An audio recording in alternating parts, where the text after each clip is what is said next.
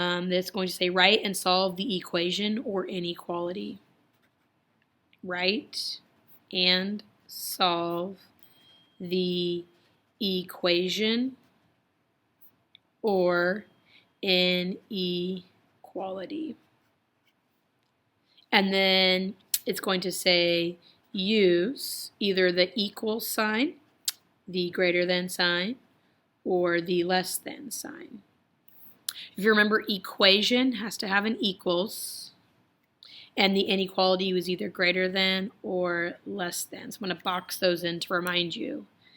The equation has to have an equals, the inequality has to have a greater than or less than sign. So those are your directions. Here's an example. The sum of 5 and n is equal to 16. So that's like it written out in word form. We did this on the last test where it's in word form, and then we had a matching game that we played to match this up. So we need to look at the clues here that tell us the sum of 5 and n. So immediately when we see sum, we should be thinking we're adding. Well, what are we supposed to add?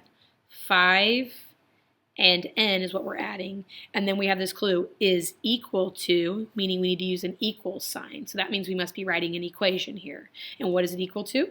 It's equal to 16, so that should be our answer. And that's what we're going to write.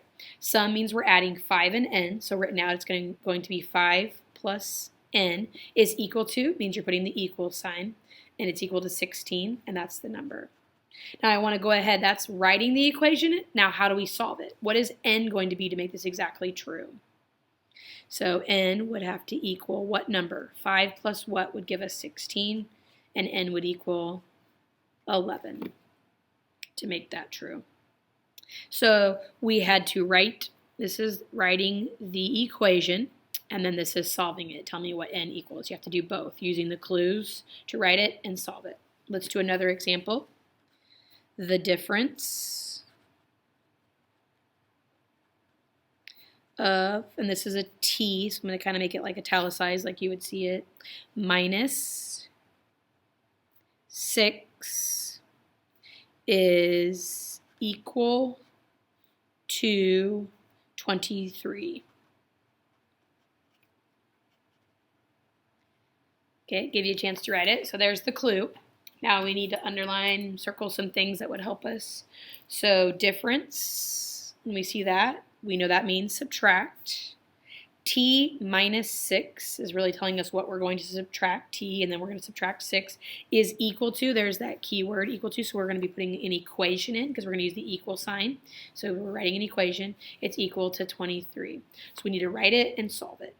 T minus 6 is equal to 23.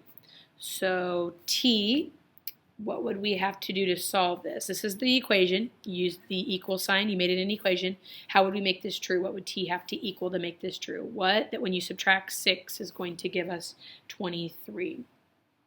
T would have to equal 29. How does that work? If you put in 29 right here and I subtract 6, that would give me 23. Writing it and solving it. There's two things you have to do. The third example is the quotient. Ooh, that's a key word that means divide. Of r divided by 4 is equal to 7. So let me put this up here a little bit. So we've got the quotient. That keyword tells us we're dividing. So we know we're going to be dividing on this problem. Of r divided by 4, so you have r divided by 4, is equal to, so we're writing another equation with an equal sign, to 7. So quotient dividing r divided by 4, so I just write it, r divided by 4 is equal to 7. So there's our equation. Why do we write an equation? Because it said is equal to, so that we knew we were using an equal sign. This is an equation. Now solve it. What would r have to be that when we divide it by 4, you're going to get 7? Your r would have to equal 28. 28, if you plug that in and divide by 4, that would give you 7 to check.